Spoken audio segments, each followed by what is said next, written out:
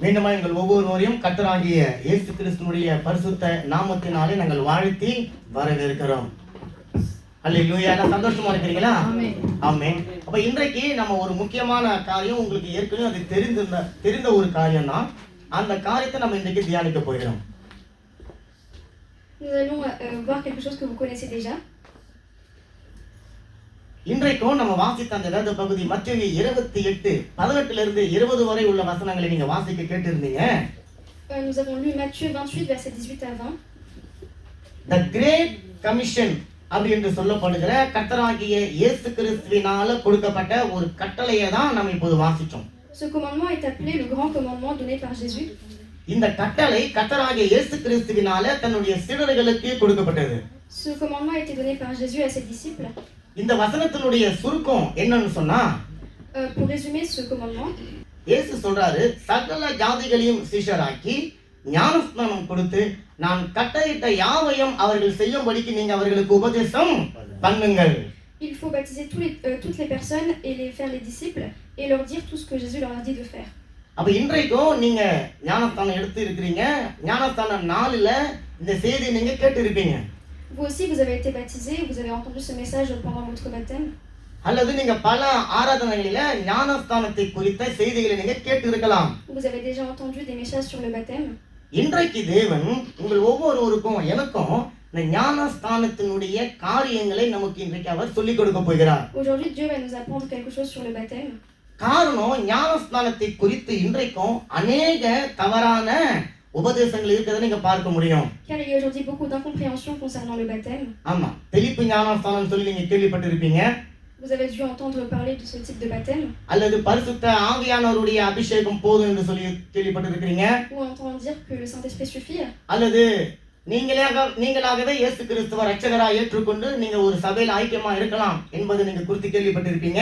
Ou entendre dire que vous-même vous pouvez accepter Jésus-Christ sans rien faire. குழந்தையா இருக்கும்பொழுது ஞானஸ்தானம் கொடுத்துறது ரொம்ப நல்லது அப்படின்னு சொல்லிட்டு குழந்தை பால் மறக்கிறதுக்கு முன்னாடியே ஞானஸ்தானத்தை கொடுத்தது நீங்க கேள்விப்பட்டிருப்பீங்க. Ou encore qu'il faut baptiser des bébés.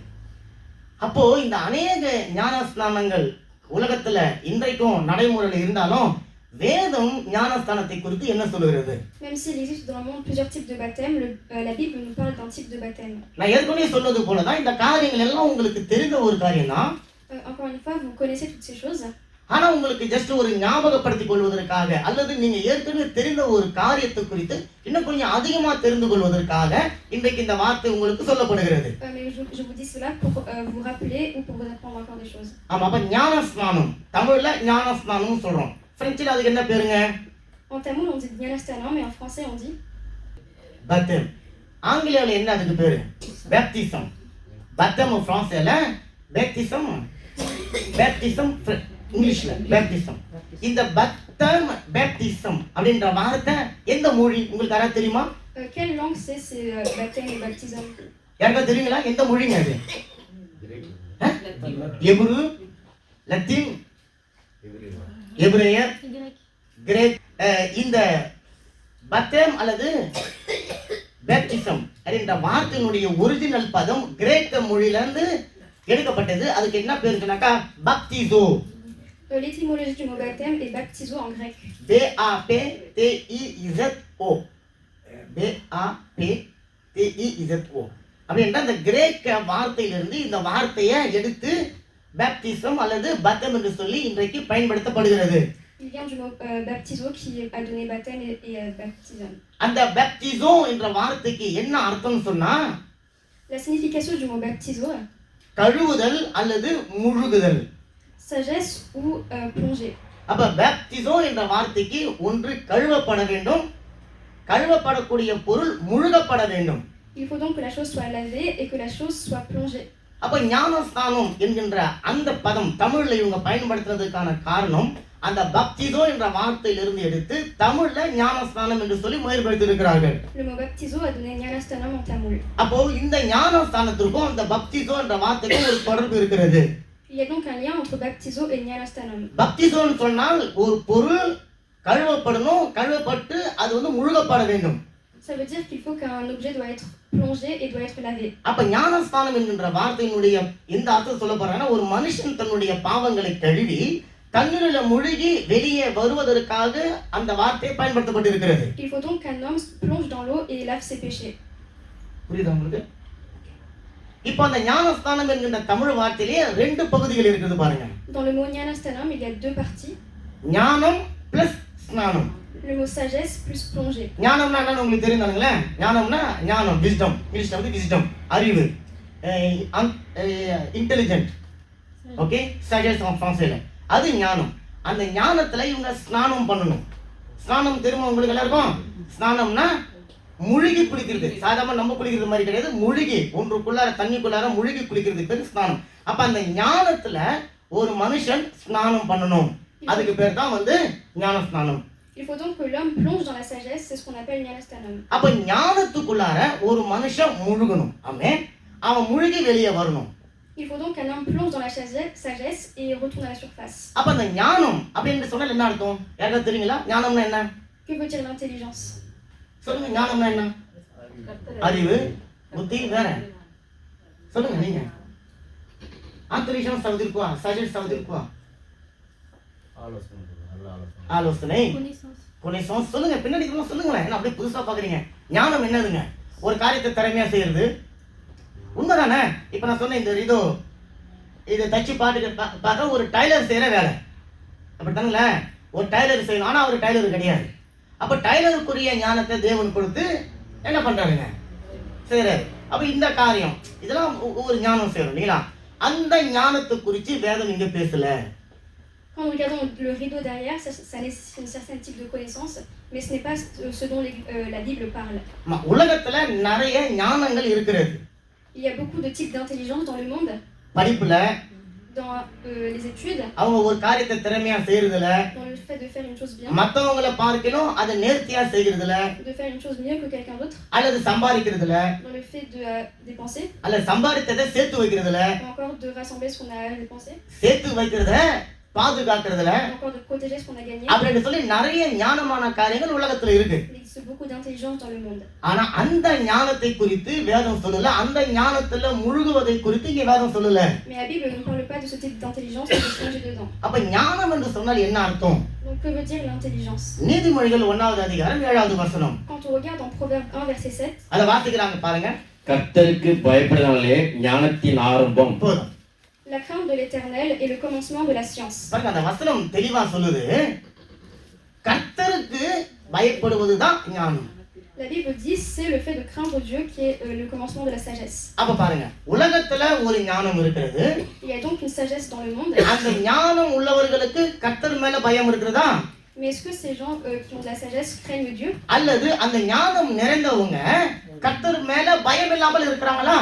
Ou est-ce que ces personnes qui ont de la sagesse ne craignent pas Dieu? அத பொறுத்து தான் அந்த ஞானம் எப்படிப்பட்டது என்று சொல்லி நம்ம அறிந்து கொள்ள முடியும். C'est ça qui va définir si leur sagesse est celle de la Bible. அப்ப வசனம் சொல்லுது ஒரு மனுஷன் கர்த்தருக்கு பயப்படுவதுதான் அந்த மனுஷனுடைய வாழ்க்கையில ஞானம் ஆரம்பிக்கிறது. La Bible dit que c'est le fait de craindre Dieu que c'est le commencement de la science. ஆமா உலகத்துல இருக்கிற அந்த ஜனங்கள் பாருங்க ஞானமா செயல்படுவாங்க ஆனா அவங்களுக்குள்ள கர்த்தருக்குரிய பயம் இருக்குதா? Les gens dans le monde agissent avec intelligence mais ils n'ont pas la crainte de Dieu. ஆனா இங்க வேத வசனம் தெளிவா ஒரே ஒரு காரியத்தை சொல்லுது. உங்களுக்கு ஞானம் வேணுமா? நீங்க ஞானமா செயல்படணுமா? La Bible dit si vous voulez de l'intelligence, கர்த்தருக்கு பயப்படுகிற பயம் இருந்தா உங்க வாழ்க்கையில போதும். il vous suffit d'avoir la crainte de Dieu. அப்ப இந்த புள்ள கூட நம்ம சொன்ன உடனே கர்த்தருக்கு பயப்படுகிற பயம் இருந்ததனால அந்த பிள்ளை என்ன பண்ணுச்சு? உடனே அந்த வேலையை எழுந்து வந்து செய்யறது பாருங்க. ஆமென். அப்ப அந்த பிள்ளைக்குள்ள கர்த்தருக்கு பயப்படுகிற ஒரு பயம் இருக்கிறது. அப்ப கர்த்தருக்கு பயப்படுகிற பயம் இருக்கும் பொழுது Quand vous avez la crainte de Dieu, உங்களுக்குள்ள ஞானம் உருவாகும். il y a la sagesse de l'Éternel qui vient en vous. காரியங்களை கத்துங்க. இப்போ ஞானம் அது எப்படி உங்களுக்கு கிடைக்கும்? La sagesse, comment est-ce que vous l'obtenez? எப்படி உங்களுக்கு கிடைக்கும்? இல்ல பரத்துல இதெல்லாம் இல்ல. சொல்லுங்க ஞானம் எப்படி கிடைக்கும்? கர்த்தருக்கு பயப்படுறது கிடைக்கும். En craignant Dieu. ஆமா.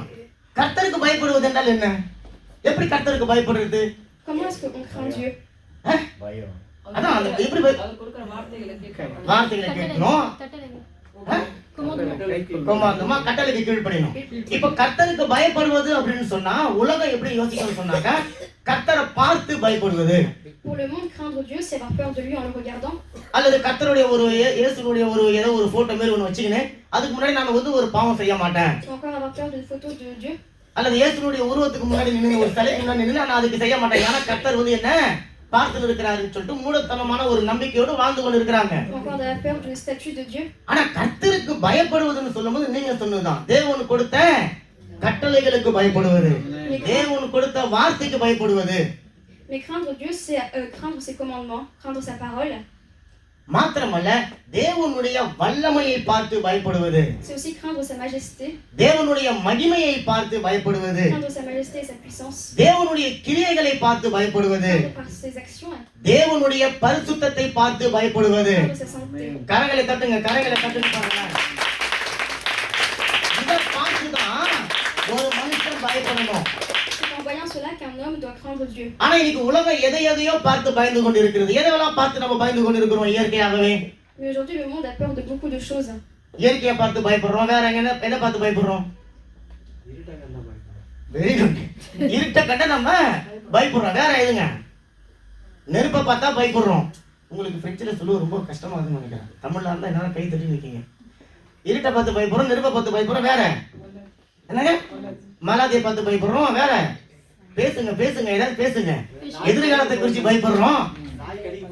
நாய் கடிக்கிறத பார்த்து பயப்படுறாங்க. இந்தியாவில் நிறைய நாய் கடிச்சு நிறைய பிள்ளைங்க சாகுறாங்க. அதனால பிரதர் வந்து நமக்கு இங்க அந்த பிரச்சனை இல்லைன்னு நினைக்கிறேன். ஓகே, அடுத்தது பிள்ளைங்க படிப்பை பார்த்து பயப்படுறது, வேலையை பார்த்து பயப்படுறது, எதிர்காலத்தை குறித்து பயப்படுறது, அல்லது பணத்தை குறித்து பயப்படுறது, பொருளாதாரத்தை குறித்து பயப்படுறது, மரணத்தை குறித்து பயப்படுறோம். அல்லேலூயா, கரங்களை தட்டுங்க எல்லாரும். மரணத்தை குறித்து நமக்குள்ள எல்லாருக்குள்ளேயும் ஒரு பயம் இருக்கிறது. ஆமென். Nous avons peur de beaucoup de choses, dont la mort. ஆமா, ஆனா வேதம் சொல்லுது பாருங்க, இது எல்லாமே நம்ம பயப்படுவதற்காக அல்ல, மாறா இது எல்லாமே தேவனை நோக்கி நாம பயந்து நடப்பதற்காக தேவனால அனுமதிக்கப்பட்ட காரியம். Mais la Bible nous dit de ne pas avoir peur de ces choses, mais d'avoir peur de la crainte de Dieu. அப்ப கரங்களை தட்டுங்கள உற்சாகமா. இந்த சூழ்நிலை நம்முடைய வாழ்க்கையில வந்தபடினாலதான் நம்ம தேவனை பார்த்து பயந்து கர்த்தருடைய சமூகத்தை நாடி இங்க வந்து நம்ம என்ன பண்ணி கொண்டிருக்கிறோம்? உட்கார்ந்து கொண்டு இருக்கிறோம். C'est parce qu'on a ces situations qu'on craint Dieu et qu'on est aujourd'hui dans l'église. சரி, இப்போ உங்களுக்கு புரிஞ்ச மாதிரி கர்த்தருக்கு பயப்படுவது என்றால் வேற ஒரு அர்த்தத்துல நான் சொல்றேன் பாருங்க. Je vais vous dire la crainte de Dieu dans un autre aspect. அதிகப்படியான கனத்தை கொடுக்கிறது பேருக்கு தான் பயம்.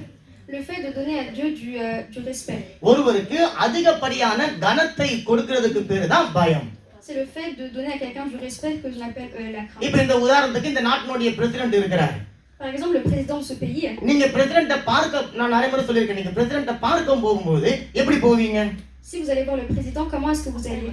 நீங்க வேலை மேல பாக்குற ஒரு கொள்ளைய பாக்குறா, ஹாய் பொருள் அப்படி சொல்லுவீங்களா? வணக்கம் சொல்லுவீங்களா? சொல்ல மாட்டோம். அவர்கிட்ட போய் நீங்க அலையசா ரொம்ப அப்படியே நீங்க பண்ணி போயிட்டு சாதாரண ஒரு டிஷர்ட் ஒரு செருப்பு போட்டுன்னு போயிட்டு நேரா பிரசிடென்ட் ரூம்ல போயிட்டு உட்காந்து ஹாய் பிரசிடென்ட் எப்படி இருக்கிறீங்க அப்படின்னு சொல்லி கேட்போமா? கேட்க மாட்டோம். Nous n'irons pas chez le président de façon normale comme on irait voir un collègue. ஏன் அப்படின்னு சொன்னா நம்ம பயப்படுவது அந்த மனுஷனுக்கு கிடையாது, அந்த மனுஷன் தாங்கி கொண்டிருக்கிற பொறுப்புக்காக, அவருடைய பதவிக்காக. Pas parce que nous avons peur de l'homme, mais parce que nous avons peur de son rôle.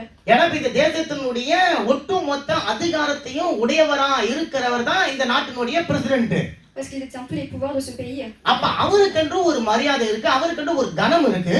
Nous avons du respect pour lui, pour le président. அப்ப நாம அவரை பார்க்க போகும்போது அவருக்குரிய கனத்தையும் அவருக்குரிய மரியாதையும் கொடுக்கிறதுக்காக Donc nous allons donner du respect et de la crainte selon le fait qu'il est président. நம்ம பயந்து கொண்டு கொஞ்சம் நடுக்கத்தோடு கூட அவருக்கு முன்னாடி போய் நிற்போம். Nous aurons donc un peu peur devant lui. அப்போ அந்த பிரசிடென்ட்டுக்குரிய கனத்தை மரியாதையை கொடுக்கிறதுக்கு பேரு தான் ஒரு பயம் என்று சொல்லி நம்ம பார்க்கிறோம் இல்லையா? Mais on tombe que la crainte que nous avons envers le président s'appelle la crainte. அப்ப ஏதோ ஒரு தேசத்தினுடைய ஒட்டுமொத்த அதிகாரத்தையும் வைத்துக் கொண்டிருக்கிற ஒரு மனுஷனுக்கு நீங்க கொடுக்கிற அதிகப்படியான கனம் தான் பயம். Donc la peur que vous avez, c'est la crainte que vous avez par rapport au fait qu'il est le président de la République. அப்ப இந்த ஒட்டுமொத்த உலகத்தையும் தன்னுடைய வார்த்தையினால கட்டி வழிநடத்தி கொண்டு வருகிற தேவனுக்கு நீங்க கொடுக்கிற கனம் எவ்வளவா இருக்கும்? Mais alors combien sera la crainte que vous donnerez à Dieu qui a créé tout le monde avec sa parole? அதுதான் நீங்க அவரை பார்த்து பயப்படுவது. C'est ça qui s'appelle la crainte. கரங்களை தட்டி சொல்லுங்களேன். அவருடைய அன்பை பார்த்து நம்ம பயப்படுகிறோம். Nous avons crainte par rapport à son அவருடைய amour, கிருபையை பார்த்து நம்ம பயப்படுகிறோம். crainte par rapport à sa grâce, அவருடைய தயவை பார்த்து நம்ம பயப்படுகிறோம். par rapport à sa grâce, அவர் நமக்கு செஞ்ச நன்மைகளை பார்த்து நம்ம பயப்படுகிறோம். par rapport aux bonnes choses qu'il nous a faites. என்ன பயப்படுகிறோம்? De quoi avons-nous crainte? அந்த அன்புக்கு நான் இன்னும் எதுவுமே செய்யலையே. Parce que je n'ai rien fait par அவர் rapport à எனக்கு l'amour. பாராட்டின நன்மைகளுக்கு நான் இன்னும் எதுவும் செய்யலையே. Je n'ai encore rien fait par rapport à ce qu'il m'a fait. அவர் எனக்கு கொடுத்த தயவுக்கு நான் இன்னும் எதுவும் அவருக்காக செய்யலையே. Je n'ai encore rien fait par rapport à tout ce qu'il m'a donné. அவர் எனக்காக எல்லாவற்றையும் கொடுத்திருக்க, நான் இன்னும் அவருக்காக ஒண்ணுமே செய்யாம இருக்கிறேனே அப்படின்னு சொல்லிட்டு Il m'a tout donné et moi je n'ai rien donné. அவர் மேல எனக்கு மரியாதையும் கனமும் பக்தியும் உண்டாகிறது இல்லைங்களா? Nous avons de la crainte devant lui. அதுதான் கர்த்தருக்கு பயப்படுகிற பயம். C'est ça qu'on appelle la crainte de l'Éternel. இப்போ இன்னொரு கேள்வி, யார் கர்த்தருக்கு பயப்படுவா? Une autre question, qui a peur de Dieu? Qui a la crainte de Dieu? யார் கர்த்தருக்கு பயப்படுவா? Enfant. அவருடைய பிள்ளைகள், அவர் அதிகமா நேசிக்கிறவங்க. வேறங்க யார் கர்த்தருக்கு பயப்படுவா? விசுவாசிகளும் பயப்படுவாங்க. நீங்க சொன்னதெல்லாம் கரெக்ட் தான். அப்ப கர்த்தருக்கு யார் பயப்படுவாங்கன்னு சொன்னா முதல்ல அவர் அன்பு செய்றவங்க. Ceux ஆமென். qui l'aiment craignent Dieu. அவர் அன்பு செய்றவங்க அவரை பார்த்து பயப்படுவாங்க. ஆமென். அவர் தேடுகிறவர்கள், Ceux qui le cherchent, அவரை வாஞ்சிக்கிறவர்கள், ceux qui ont soif de lui, அவர்களுக்காக வாழணும் என்று சொல்லி விரும்புகிறவங்க, ceux qui veulent vivre pour lui. எல்லாவற்றுக்கும் மேல இயேசுன்னு ஒருத்தர் இருக்கிறாருப்பா அப்படின்னு சொல்லி விசுவாசிக்கிறவங்க, Plus encore ceux qui croient en அவங்க தான் கர்த்தருக்கு பயப்படுவாங்க. Dieu. C'est eux qui craignent en Dieu. கரங்களை தட்டுங்க. நான் கொஞ்ச நேரத்துக்கு முன்னாடி சொன்னேன் பாருங்க, கர்த்தருக்கு பயப்படுவதுதான் ஞானத்தின் ஆரம்பம் என்று சொன்னேன் இல்லைங்களா? On avait dit avant que la crainte de l'Éternel est le உலகத்துல commencement de la science. உலகத்துல ஞானமா இருக்கிறவங்க கர்த்தரை விசுவாசிக்கிறாங்களா? Est-ce que ceux qui sont de la sagesse dans le monde craignent Dieu? ஆனா வேதம் சொல்லுது உலகத்துல பைத்தியமா இருக்கிறவங்க தான் கர்த்தரை நேசிப்பாங்க. La Bible dit ceux qui sont fous sont ceux qui craignent en Dieu. அந்த பைத்தியமானவர்களை கர்த்தர் தமக்கென்று தெரிந்து கொண்டார். Et Dieu prend ceux qui sont fous pour lui. அந்த பைத்தியமானவர்களை உலகத்துக்கு ஞானமாக அவர் மாற்றிக் கொண்டிருக்கிறார். Il prend ces fous et les rend sages pour le monde. கரங்களை தட்டுங்க. உலகம் தன்னை ஞானமா நினைத்துக் கொண்டு ரட்சிக்கப்பட்ட பிள்ளைகளை பைத்தியமா பார்த்து கொண்டிருக்கிறது. Le monde se prend pour intelligent et prend les autres pour des fous. அவருடைய வார்த்தையை தேவன் உறுதிப்படுத்தும்படிக்கு பைத்தியமானவர்களை தமக்கென்று தெரிந்து கொண்டு உலகத்துக்கு இவர்களை ஞானமாக வெளிப்படுத்திக் கொண்டிருக்கிறார். Il prend donc pour sa parole les fous et les rend intelligents pour le monde. உலகத்துக்கு ரட்சிப்பு யார் மூலமாக தேவன் கொடுக்கும்படிக்கு விரும்புகிறாரு? Par qui va-t-il baptiser le monde? யார் மூலமா கொடுத்து விரும்புகிறாரு? பைத்தியக்காரனா இருக்கிற நம்ம மூலமா தான் உலகத்துக்கு ரட்சிப்பு கொடுக்கும்படிக்கு கர்த்தர் வந்திருக்கிறார். Il va prendre les fous pour baptiser les autres. அதனால தான் இயேசு கிறிஸ்து அந்த விசுவாசத்தை குறித்து பேசும்போது தன்னுடைய சீடர்களுக்கு சொல்றாரு. C'est pour ça que quand il parle de la crainte de Dieu, mark 16:16 il parle dans Marc 16 verset 16. விசுவாசம் உள்ளவனாகிய ஞானஸ்நானம் பெற்றவன் ரட்சிக்கப்படுவான், விசுவாசியாதவனோ ஆக்கினிக்குள்ளாக தீர்க்கப்படுவான். Celui qui croira et qui sera baptisé sera sauvé, mais celui qui ne croira pas sera condamné. ஏற்கனவே பார்த்தோம், ஒரு மனுஷனுக்கு ஞானம் வரணும்னு சொன்னா அவனுக்கு என்ன இருக்கணும்னு சொன்னோம்? Nous avons déjà vu que pour avoir la crainte, pour avoir la sagesse, என்ன வேணும்னு சொல்லி பார்த்தோம்? கர்த்தருக்கு பயப்படுகிற பயம் அப்படின்னு சொல்லி பார்த்தோம். un homme doit craindre Dieu. இப்போ ஒரு கேள்வி ஆண்டவர் சொல்றாரு, ஒரு மனுஷன் ரட்சிக்கப்படணும்னு சொன்னா அவனுக்குள்ள ஒரு காரியம் இருக்கணும். Donc pour qu'un homme soit baptisé, il faut quelque chose. என்ன இருக்கணுங்க? அவனுக்குள்ள விசுவாசம் இருக்கணும். கரங்களை தட்டி சொல்லுங்களேன். Pour qu'il soit baptisé, il lui faut la foi. அதனாலதான் வசனம் சொல்லுது, விசுவாசிக்கிறவன் தான் ஞானஸ்நானத்தை பெற்றுக்கொள்ள முடியும். C'est pour cela que la Bible dit que pour avoir la sagesse, il faut la foi. இந்த உலகம் அவரை விசுவாசிக்காமல் இருக்கிறபடினால அவர்கள் ஆக்கினைக்குள்ளாக தீர்க்கப்படுவார்கள்.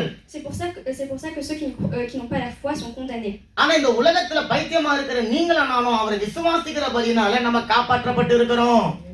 Mais vous et moi qui sommes fous mais qui croyant en Dieu sont sauvés. நம்ம ரட்சிக்கப்பட்டு இருக்கிறோம். சொல்லுங்க, நம்ம ரட்சிக்கப்பட்டு இருக்கிறோம். கரங்களை தட்டி சொல்லுங்க. இப்போ ஒரு மனுஷன் ஞானஸ்நானம் பெற்றுக்கொள்ள வேண்டும் சொன்னா அவனுக்குள்ள விசுவாசம் இருக்கணும். Pour qu'un homme soit baptisé, il lui faut la foi. அவன் எதை விசுவாசிக்கணும்? எந்த விசுவாசத்தை அவனுக்குள்ள உருவாக்கி கொள்ளணும்? Mais qu'est-ce qu'il doit croire?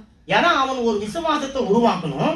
Il faut qu'il crée en lui une foi. அந்த விசுவாசம் அவனுக்குள்ள பெருகணும். Il faut que cette foi augmente en lui. அந்த விசுவாசம் அவனுக்குள்ள வளரணும். Il faut que cette foi grandisse en lui. அந்த விசுவாசம் வளர்ந்து அந்த விசுவாசத்தை தேறினவனா அவன் மாறணும். Il faut que cette foi grandisse en lui. அப்பதான் அவன் ரட்சிக்கப்படுவான். C'est à ce moment-là qu'il sera baptisé. அப்பதான் அவன் காப்பாற்றப்படுவான். C'est à ce moment-là qu'il sera அப்பதான் அவன் மீட்கப்படுவான். C'est là qu'il sera sauvé. கரையில தட்டுங்க, கரையில தட்டுங்க, கரையில தட்டுங்க. ஏன் அப்படி நான் சொன்னா, இப்போ ஒரு 10 பேர் நம்மள அடிக்க வந்துட்டாங்க. S'il y a 10 personnes qui viennent nous frapper, நானே இப்படி இருக்கிறேன்னு வச்சுக்கோங்களேன், si moi-même je suis comme ça, நான் உங்களை காப்பாற்ற முடியுமா? est-ce que je pourrais vous sauver? அப்படி நாங்க மஷால ஒருத்தரை பார்த்தோம். அவர் நின்னாருன்னா அந்த பலிபீடமே பத்தாது. Nous avons vu hier au marché un homme. அந்த மாதிரி நான் இருந்து சொல்றேன் வச்சுக்கோங்களேன், யாரும் கவலைப்படாதீங்க, யார் வந்தாலும் நான் பாத்துக்கிறேன் அப்படின்னு சொல்றேன். உங்களுக்குள்ள என்ன வரும்? நம்பிக்கை வந்துடும். இல்ல பரவாயில்ல, இவரு கொஞ்சம் பாக்கிறதுக்கு நல்ல தடியா, நல்ல உயரமா, 10 பேர் இருந்தா கூட 20 பேர் வந்தாலும் இவர் அடிச்சு தூக்கி போட்டுருவாரு, நம்ம தைரியமா இருக்கலாம்னு சொல்லி உங்களுக்குள்ள ஒரு நம்பிக்கை வரும். அந்த நம்பிக்கை நான் செஞ்சு முடிக்கும் போது விசுவாசமா உங்களுக்குள்ளார மாறி போயிடும். Si j'étais fort, vous auriez foi en moi pour vous sauver. இப்ப நான் இருக்கிற என்னுடைய தோற்றத்துக்கு ஒரு 2 பேர் வந்தா என்னால சமாளிக்க முடியுமா? Mais est-ce que j'arriverai à me battre contre 2 personnes? அப்ப நான் உங்களை காப்பாத்துவேன்னு சொல்லி நம்பிக்கை இருக்குதா? Est-ce que vous auriez foi pour me sauver? அந்த நம்பிக்கை விசுவாசமா மாறுமா? மாறாது. அப்ப ஒரு மனுஷன் ஒரு விசுவாசத்தை உருவாக்கணும். Un homme doit créer une foi. அந்த விசுவாசத்தை அவன் பார்த்து பார்த்து பார்த்து அதுல அவன் வளரணும். Il faut qu'il grandisse dans cette foi. அப்பதான் அவன் ஞானஸ்தானத்தை பெற்றுக்கொள்ள C'est à முடியும். ce moment-là qu'il pourra prendre de la அப்பதான் அவனால காப்பாற்றப்பட்ட வாழ்க்கைய வாழ முடியும். கரங்களை தட்டுங்களேன். ஏன் அப்படின்னு சொன்னா, விசுவாசம் இல்லாம நம்மளால தேவனுக்கு பிரியமா ஒரு காரியத்தை செய்யவே முடியாது பாருங்க. Nous ne pouvons pas plaire à Dieu en n'ayant pas la foi. அதனாலதான் கர்த்தராகிய இயேசு கிறிஸ்துவும் விசுவாசம் உள்ளவனாக ஞானஸ்தானம் பெற்ற ரட்சிக்கப்படுவீங்கன்னு சொல்றாங்க இல்லீங்களா? அப்ப இயேசு கிறிஸ்துவும் விசுவாசத்துல வல்லவரா இருந்தபடினாலதான் அவர் என்ன பண்ணாருங்க? ஞானஸ்தானத்தை பெற்றுக்கொண்டாருங்க. அல்லேலூயா, கரையில தட்டி சொல்லுங்களேன். இயேசு கிறிஸ்து ஞானஸ்தானம் பெற்றுக்கொண்ட பொழுது பிதாவுக்கு அவர் பிரியமான ஒரு காரியத்தை அவர் செய்தார்.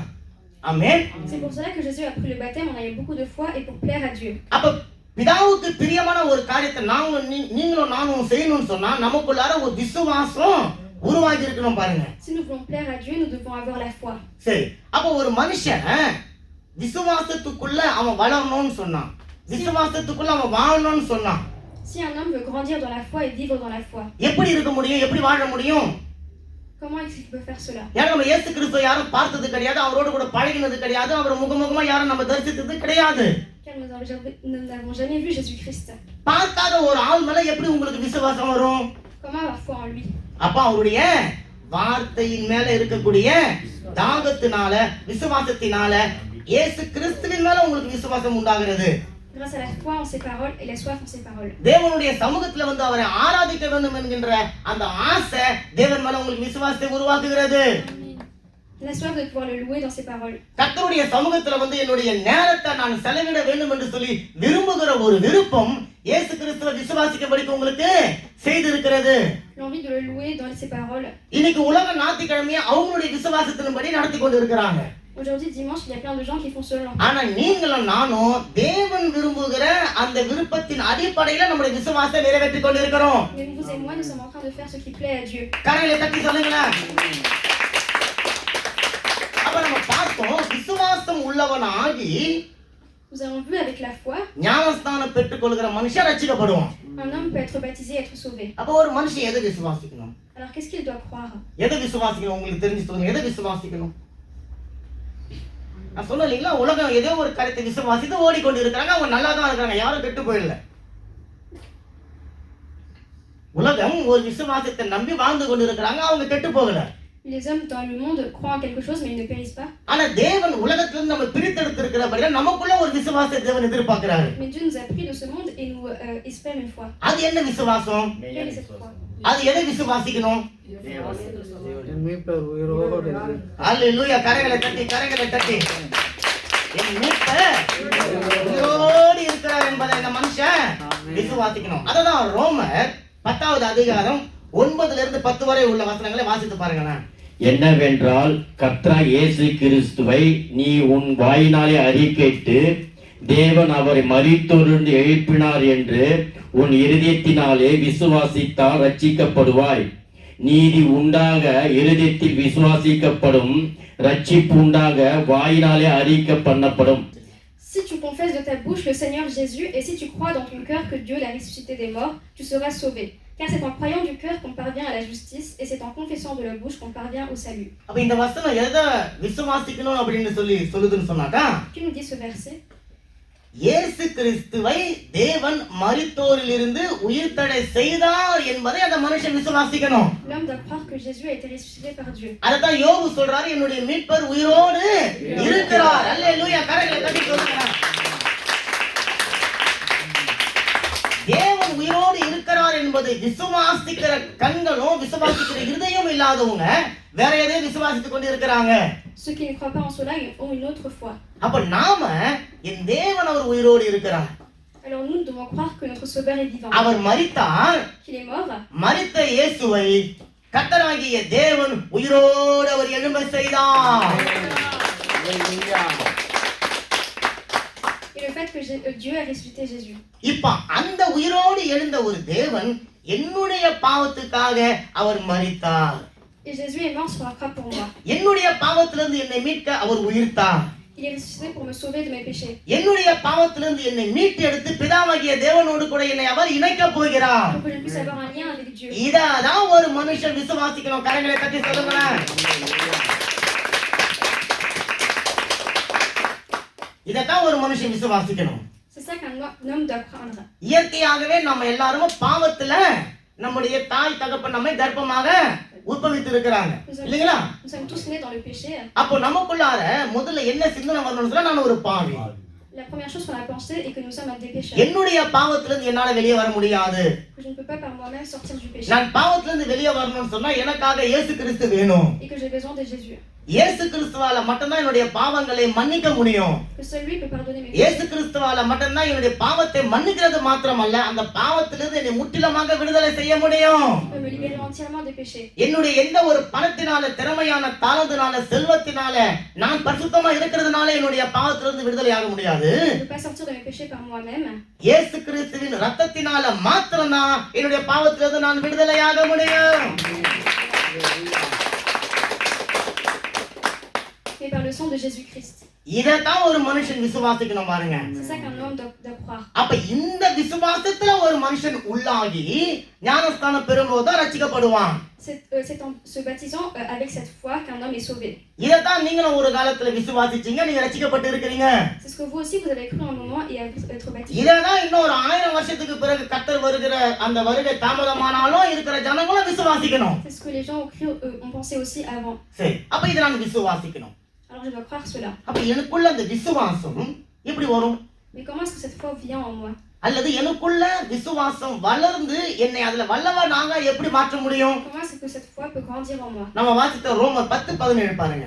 Nous avons lu dans Romains 10. ஆதலால் விசுவாசம் கேள்வினாலே வரும், கேள்வி தேவனுடைய வசனத்தினாலே வரும். Ainsi la foi vient de ce qu'on entend et ce qu'on entend vient de la parole de Christ. முதல்ல விசுவாசம் வரணும்னு சொன்னா அந்த மனுஷன் இயேசு கிறிஸ்துவை குறித்து கேள்விப்படணும். Un homme doit entendre parler de Dieu. அப்ப நீங்க இயேசு கிறிஸ்துவை குறித்து கேள்விப்பட்டிருக்கீங்களா மூணு பேரும்? Est-ce que vous avez entendu parler de Dieu? Oui. அப்ப சரி. இரண்டாவது, அந்த இயேசு கிறிஸ்துவுடைய சுவிசேஷத்தை குறித்து அவங்க கேள்விப்பட்டிருக்கணும். Ils doivent entendre par rapport au ministère de Jésus. Oui. Oui. சுவிசேஷத்தை கேள்விப்பட்டிருக்கீங்களா? ஓகே. பாவ மன்னிப்பின் நிச்சயத்தை குறித்து அவங்க கேள்விப்பட்டிருக்கணும். Ils doivent entendre par rapport au pardon des péchés. கேள்விப்பட்டீங்களா? ஓகே, ஆமென். கரையில தட்டுங்க. சாரி. சபையில கேள்விப்பட்டிருக்காரு. ஆமென். கர்த்தருடைய பாவ மன்னிப்பின் நிச்சயத்தை ஒரு சபையில கேள்விப்பட்டிருக்காரு. ஓகேவா? சரி. அடுத்தது, அதுல இருந்து மீட்டு கொள்ள இயேசு கிறிஸ்து இந்த பூமிக்கு வந்தார் என்பதை இந்த மனுஷன் கேள்விப்படணும். Et que Jésus est venu sur terre pour nous sauver de nos péchés. என்னுடைய பாவத்துக்காக மாத்திரமல்ல, ஒட்டுமொத்த உலகத்தினுடைய பாவங்களுக்காக அவர் மரித்தார் என்பதை விசுவாசிக்க கேள்விப்படணும். Il est mort pour mes péchés mais aussi pour toute l'humanité. மரித்த இயேசு மூன்றாவது நாள் உயிர்த்தெழுந்தார் என்று சொல்லி கேள்விப்படணும். Il est ressuscité le 3e jour. அவர் உயிர்த்தெழுந்து போனபோது பரிசுத்த ஆவியானவரை அனுப்பினார் என்று சொல்லி கேள்விப்படணும். Il a ramené le Saint-Esprit sur terre. அந்த ஆவியானவர் வந்து சகல சத்தியத்திற்குள்ள நம்மளை நடத்துவார் என்று சொல்லி கேள்விப்படணும். Le Saint-Esprit nous ramène dans la vérité. அப்படி ஆவியானவரை அனுப்பின கர்த்தராக இயேசு கிறிஸ்து மீண்டும் வரப்போகிறார் என்று சொல்லி விசுவாசிக்கணும். Il va revenir. வரப்போகிற அந்த இயேசு கிறிஸ்துவுக்காக நான் ஆயத்தமாக காத்துக்கொண்டு இருக்க வேண்டும் என்று சொல்லி அந்த மனுஷன் கேள்விப்படணும். Nous devons nous préparer pour la venue de Jésus. இதைத்தான் ஒரு மனுஷன் கேள்விப்படும் பொழுது அவனுக்குள்ள விசுவாசம் பெருகும். C'est comme ça que la foi va grandir dans un homme. ஆமா, அந்த கேள்வின்னு சொன்னா நீங்க கிறிஸ்டியன் கிடையாது, கொஸ்டின் கிடையாது. Ce n'est pas par les questions, அர்த்தம் வந்து mais entendre. எக்குத்தே பண்ணுறது, ஹியரிங், அதுக்கு பேரு ஹியரிங், இங்கிலீஷ்ல கேக்குறது. அர்த்தம் வந்து எக்குத்தே.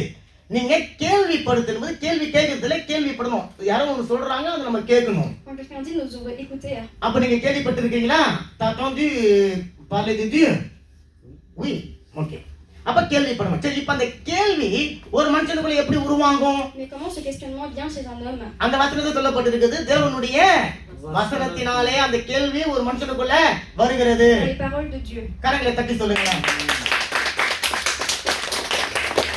அப்போ ஒரு மனுஷன் இயேசு கிறிஸ்துவுடைய சுவிசேஷத்தை கேட்கணும் அப்படின்னு சொன்னா, Pour qu'un homme puisse entendre les paroles de Dieu, அந்த மனுஷன் கேட்கிறதை குறித்து உணர்கிற ஒரு உணர்வு உள்ளவனா இருக்கணும். il faut qu'il comprenne ce qu'il entende. இப்போ ஒரு குழந்தை, Un bébé, அந்த குழந்தையால இயேசு கிறிஸ்துவுடைய சுவிசேஷத்தை கேட்டு உணர முடியுமா? est-ce qu'il peut comprendre les paroles de Dieu? அந்த குழந்தை இயேசு கிறிஸ்துவின் சுவிசேஷத்தை கேட்டு பாவ உணர்வு அடைய முடியுமா?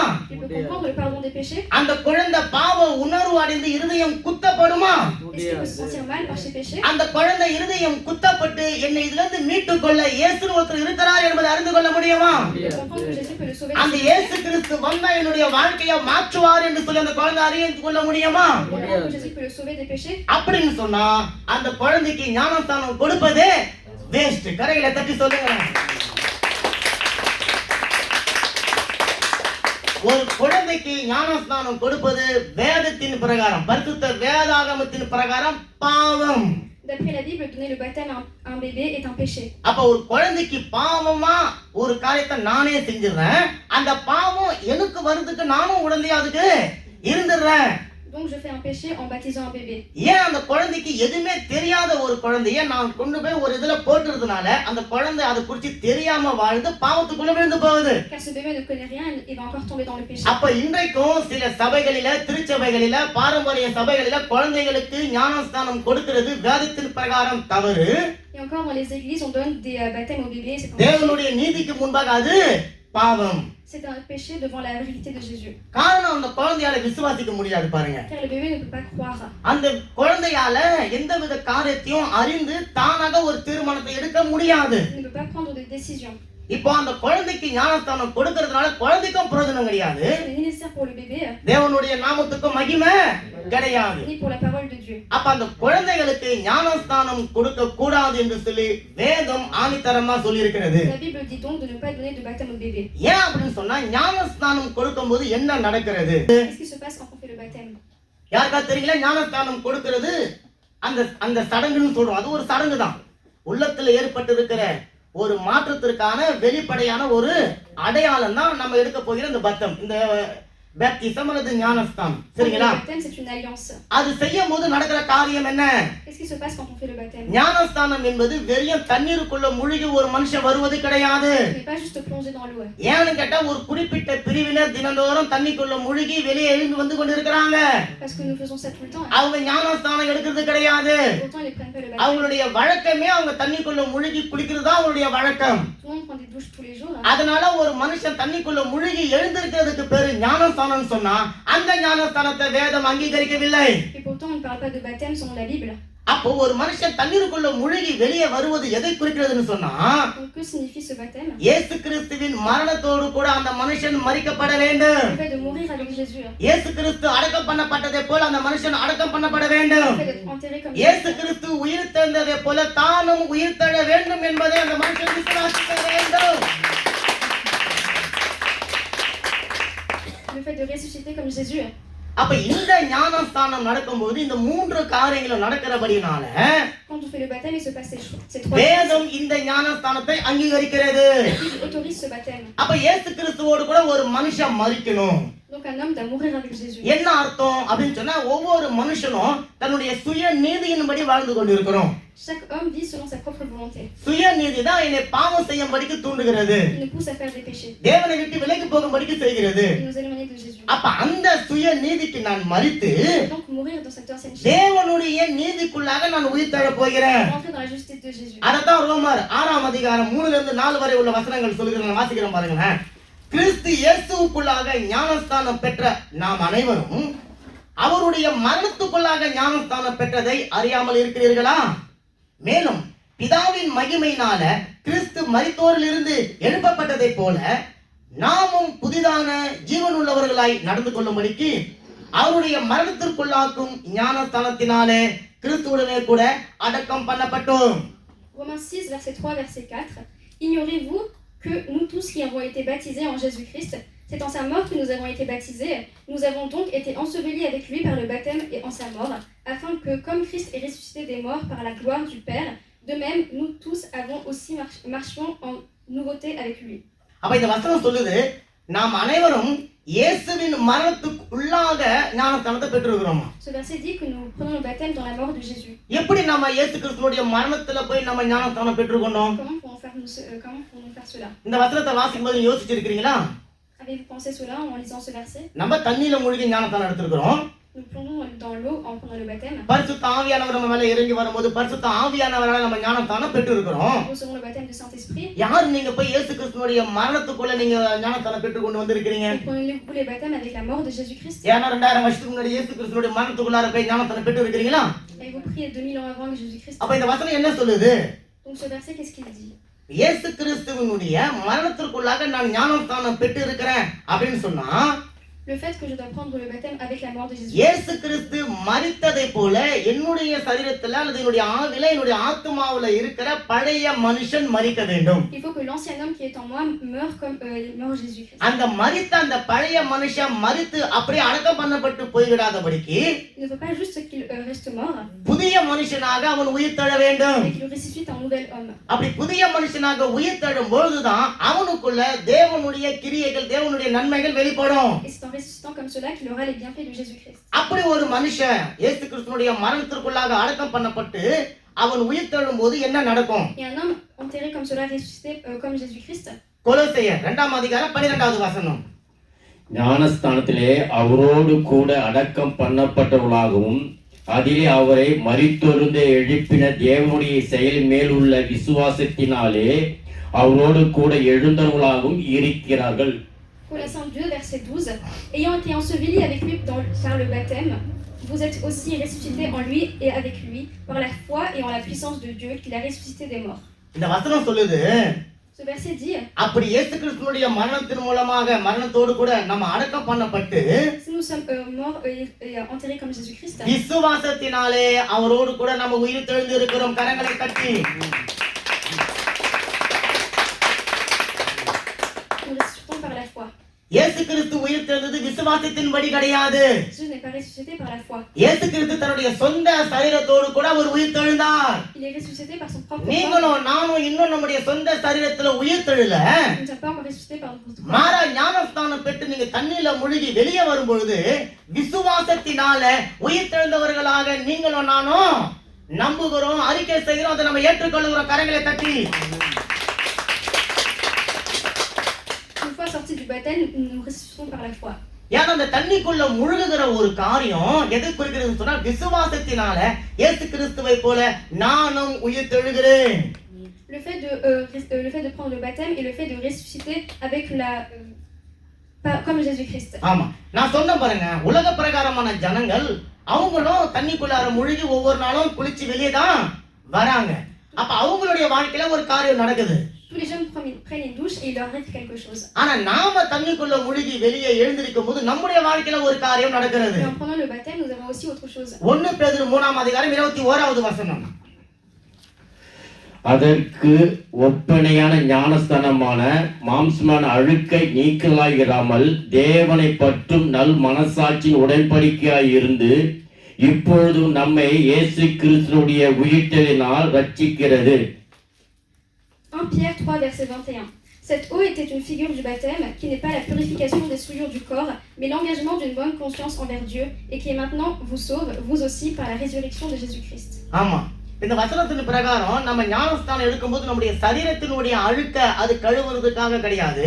Dans le verset, le baptême ne nous lave pas le corps. மாறாக நல்மனசாட்சியின் அது உடன்படிக்கையாக இருக்கிறது. Mais il lave notre âme. அப்ப நல்மனசாட்சின்னு சொல்லும்போது அங்க ஒரு துர்மனசாட்சி இருக்கிறது. அப்ப இங்க நல்மனசாட்சிக்கு நீங்களான ஒரு உடன்படிக்கை செய்திருக்கிறோம்.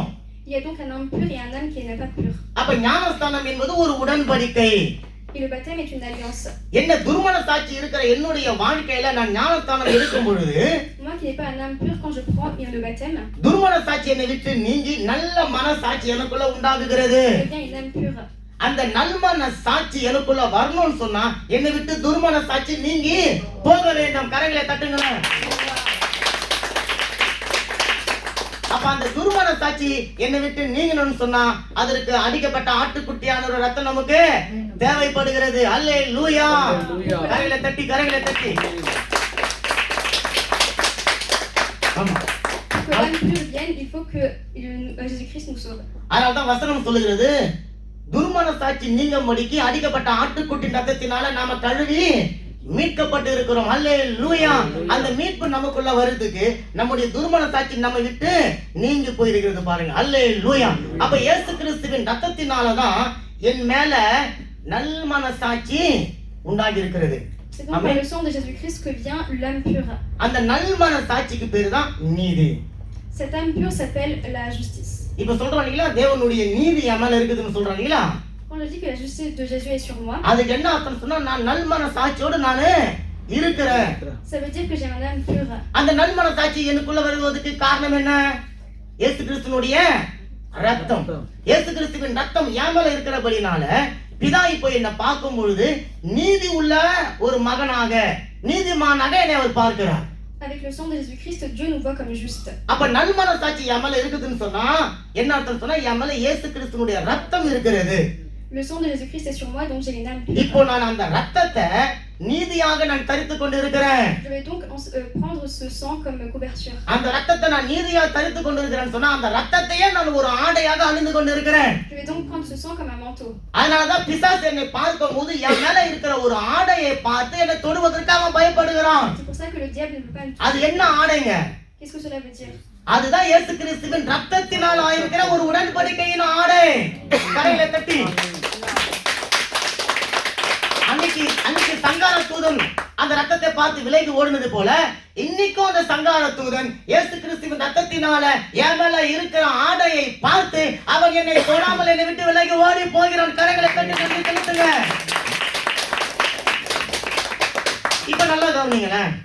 இப்போ நாமளும் அப்படித்தான் இயேசு கிறிஸ்துவின் ரத்தத்தினால ஒரு ஆடையை நாம இன்றைக்கு அணிந்து கொண்டு இருக்கிறோம்.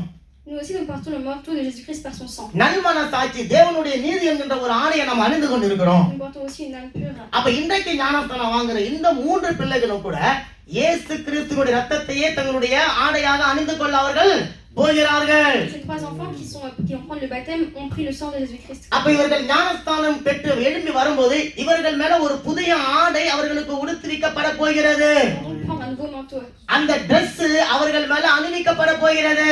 des nouveaux habits. அந்த Dress தான் இயேசு கிறிஸ்துவின் ரத்தம் என்கின்ற Dress. Il signifie le sang. அதுதான் இயேசு கிறிஸ்துவின் நீதி என்கின்ற Dress.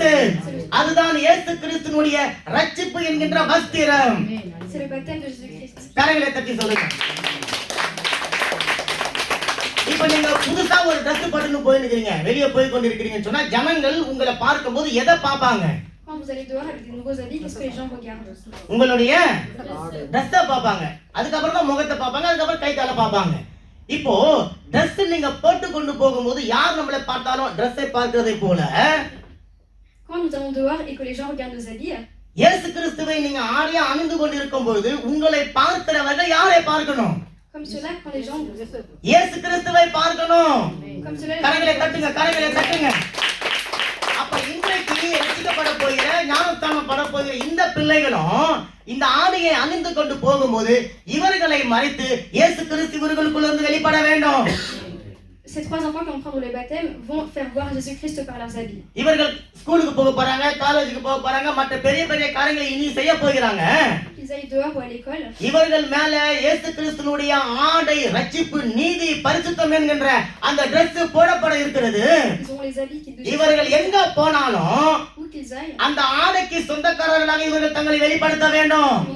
அந்த ஆடையை அறிந்து கொண்டிருக்கிறவர்களாக இவர் தங்களை வெளிப்படுத்த வேண்டும். Connaître cela. அந்த ஆடைக்கு இவர்கள் தான் அங்கீகாரமாக இருக்க வேண்டும். Ils sont les propriétaires de கரங்களை தட்டி சொல்லுங்களேன். அந்த ஆடைக்குள்ள நாம மறைந்து கொண்டு இருக்கிறதை போல Et tout comme nous sommes cachés par ces habits, இயேசு கிறிஸ்துவுக்குள்ள இவங்க மறைந்து இருக்கணும். ils sont cachés par Jésus. இவர்களுடைய உணர்வுகள், இவர்களுடைய கிரியைகள், இவர்களுடைய காரியங்கள் வெளிப்படக்கூடாது. Leurs faits et actions ne seront pas vus. இயேசு கிறிஸ்து தான் இவர்கள் மூலமாக வெளிப்பட வேண்டும். Jésus qui sera révélé. இவர்களுடைய பேச்சில, இவருடைய சிந்தனையில, இவருடைய செயல்களில, இவருடைய எண்ணங்களில இயேசு கிறிஸ்துவர்கள் பிரதிபலிக்க வேண்டும். Ils vont faire voir Jésus par leurs habits. முன்னாடி இவங்க வாழ்ந்து கொண்டிருந்த வாழ்க்கையின் பிரகாரமா இனி வாழாதபடிக்கு இவர்கள் ஒரு புதிய வாழ்க்கையை வாழ வேண்டும். Pour que leurs anciennes vies ne se voient pas. அப்ப இவர்களுக்குள்ள ஒரு புதிய சிந்தனை வரணும் பாருங்க. Il faut qu'ils aient des nouvelles நான் esprits. இயேசு கிறிஸ்துவோடு கூட இணைந்து விட்டேன். Je dois être en lien avec Jésus. நான் இயேசு கிறிஸ்துவோடு கூட வாழ்ந்து கொண்டு Je இருக்கிறேன். dois vivre avec Jésus-Christ. நான் அவரை வெட்கப்படுத்த கூடாது. Je ne dois pas lui faire honte. எந்த ஒரு சூழ்நிலை நான் அவரை விட்டு விலகி போய்விடக் கூடாது. Je dois me séparer de lui. நான் அவரை என்னுடைய ஆடையாக நான் அணிந்து கொண்டு இருக்கிறேன். கரங்களை தட்டி பாருங்களேன். இப்ப அந்த மனுஷனுக்குள்ளார இயேசு கிறிஸ்துனுடைய ஆடை அவன் மேல இருக்கிறபடினால அவன் அந்த ஆடைக்குள்ளார என்ன பண்ணி கொண்டு இருக்கிறான். அப்படி இயேசு கிறிஸ்து என்கின்ற ஆடைக்குள்ள அந்த மனுஷன் இருக்கும்போது என்ன நடக்கும்? 2 கொரிந்தியர் 5வது அதிகாரம் 17வது வசனம். இப்படி இருக்க ஒருவன் கிறிஸ்துவுக்குள் இருந்தால் புதிய சிருஷ்டியாய் இருக்கிறான், பழையவைகள் ஒழிந்து போயின, எல்லாம் புதிதாயின. Si quelqu'un est en Christ, il est une nouvelle créature. Les choses anciennes sont passées, voici toutes choses sont devenues nouvelles. ஆமா, கிறிஸ்துவுக்குள்ளார இந்த மனுஷன் இருக்கும்போது பழைய எல்லாம் ஒழிஞ்சு போயிடுச்சு. Quand quelqu'un est en Jésus, les anciennes choses partent. இப்ப நான் சொன்ன கிறிஸ்து தான் அந்த ஆடை. ஆமென். அந்த ஆடைக்குள்ள இந்த மனுஷன் இருக்கிறபடினால அவனுடைய பலவீனங்கள் வெளியே தெரிய போவது கிடையாது. L'homme sera caché par le manteau. அவனுடைய குறைவுகள் வெளியே தெரிய போவது கிடையாது. Ces nouvelles choses ne seront pas vues. அவனுக்குள்ள இருக்கிற தவறு எந்த ஒரு காரியமும் வெளிப்பட போவது கிடையாது. Cela ne sera pas vu. மாறாக அந்த ஆடை தான் வெளிப்பட போகிறது. Le manteau qui va être vu. அதே போலதான் ரட்சிக்கப்பட்டிருக்கிற ஒவ்வொரு பிள்ளைகளுடைய பலவீனத்திலையும் தேவன் பலன் கொடுக்கும்படிக்காக பரிசுத்த ஆடையாக வந்த அவர் நம்ம மேல அவர் அணியப்பட்டுக் கொண்டிருக்கிறோம். அதனாலதான் Grâce au manteau de Jésus-Christ, nous sommes cachés de tous nos défauts. அதனாலதான் அதற்கு பேரு ரட்சிப்பின் வஸ்திரம். அல்லேலூயா. அந்த ரட்சிப்பின் வஸ்திரம் நமக்கு கிடைக்கும்படிக்காக இயேசு கிறிஸ்துவின் ரத்தத்தை அவர் சிந்தி இருக்கிறார். Jésus a versé son sang pour ce manteau du baptême. அப்ப இந்த மனுஷன் ரட்சிக்கப்படும் போது அவனுடைய எல்லா பாவங்களும் ஒழிந்து போயின. Une fois baptisé, tous ses péchés sont partis. அவனுடைய அக்கிரமங்கள் ஒழிந்து போயின. Toutes ses iniquités aussi. அந்த மனுஷனுடைய மிருதல்கள் ஒழிந்து போயிடுச்சு. Toutes ses fautes qu'il a அந்த faites. மனுஷனுடைய எல்லா துர்க்கிரியைகளும் ஒழிந்து போய்விட்டது. Les nouvelles choses qu'il a faites. காரணம் துர்மனசாட்சி இருந்த இடத்துல இயேசு கிறிஸ்துவினாலே இப்ப நல்மனசாட்சி உண்டாகி இருக்கிறது. அவன் கர்த்தருக்குள்ள மரித்து அவன் புதிய சிருஷ்டியாக உயிர்ப்பிக்கப்பட்டு இருக்கிறான். அவனுக்குள்ள இருந்த பழைய காரியங்கள் எல்லாம் ஒழிந்து போயிடுச்சு. இப்ப அவனுக்குள்ள புதிய காரியங்கள் உருவாகி இருக்கிறது. Toutes ces mauvaises choses sont passées et il y a de nouvelles choses en lui. பாவத்தோடு தான் நம்ம பிறந்தோம்னு சொன்னோம் இல்லீங்களா? Nous sommes nés avec le péché. இப்ப அந்த பாவத்தை சாத்தான் தேனியும் கண்டுபிடிக்காதபடிக்கு இயேசு கிறிஸ்துவின் ரட்சிப்பின் வஸ்திரம் நமக்கு அலங்காரமாக்கி கொடுக்கப்பட்டிருக்கிறது. Et par le manteau de Jésus, nous sommes cachés de toutes ces iniquités. ஆமா, அப்ப எல்லாம் ஒழிந்து போயிடுச்சு. சொல்லுங்க, எல்லாம் ஒழிந்து போயிடுச்சு. துதிகளில் சொல்லப்பட்டது எல்லா துக்கமும் ஆமென் ஒழிந்து இப்ப நமக்குள்ள சந்தோஷம் உண்டாயிருக்கிறது, சமாதானம் உண்டாயிருக்கிறது. கரங்களை தட்டி மகிழ்ச்சி உண்டாயிருக்கிறது.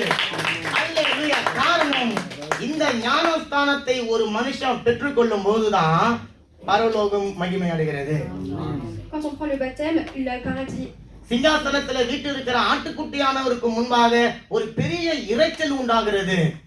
Il y a une grande assemblée qui vient devant l'agneau. மரிக்க வேண்டிய ஒரு மனுஷன் உயிர் தெழும் போதுதான் பரலோகத்துக்கு தேவனுடைய நாமம் மகிமையடைம்படிக்கான ஒரு காரியம் உண்டாகிறது. Le nom de Dieu est révélé quand un homme qui est censé mourir est vivant. அப்ப அந்த மனுஷனுடைய பழையவைகள் எல்லாம் ஒழிந்து புதிய காரியங்கள் உருவாகும் பொழுது Quand les mauvaises choses de l'homme sont passées et qu'il y a de nouvelles choses, அந்த மனுஷனோட வாழ்க்கையில புதிய நன்மைகள் உண்டாகிறது, de nouvelles bénédictions, புதிய ஆசீர்வாதங்கள் உண்டாகிறது, புதிய துவக்கம் உண்டாகிறது, புதிய வாழ்க்கை உண்டாகிறது.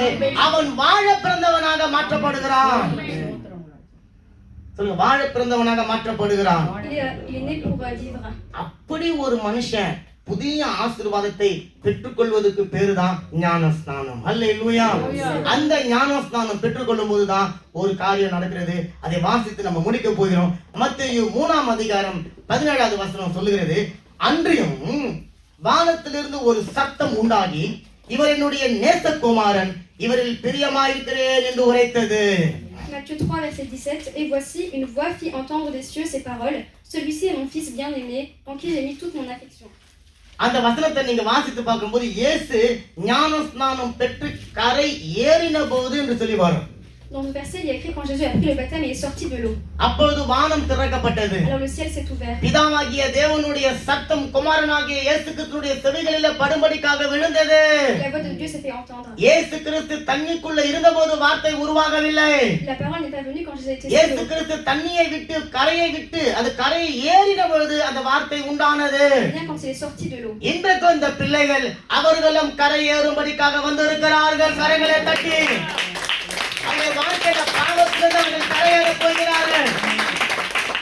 Les enfants ont sorti du péché. பாரம்பரிய கட்டுகளிலிருந்து கரையேற போகிறார்கள். Les anciennes traditions. அந்த காலத்தினுடைய கிரியைகளிலிருந்து அவர்கள் கரையேற போகிறார்கள்.